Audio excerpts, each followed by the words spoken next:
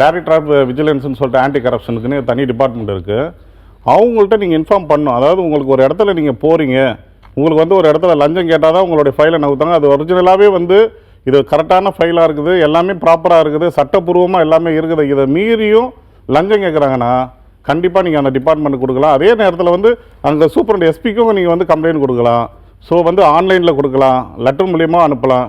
நிறைய இது இருக்குதுங்க. அதே மாதிரி ஹெல்ப்லைன் வச்சுருக்காங்க, 1064 ஹெல்ப்லைன் வச்சுருக்காங்க, ஃபோன் நம்பர்ஸ் இருக்குது, மெயில் இருக்குது. அந்த வெப்சைட்லேயே நீங்கள் போனீங்கனாலே dvc.com போனாலே அதுலேயே உங்களுக்கு ஒரு இதுவே ஃபார்மேட்டே இருக்குது கம்ப்ளைண்ட் கொடுக்குறது. அது மூலியமாக கொடுக்கலாம்.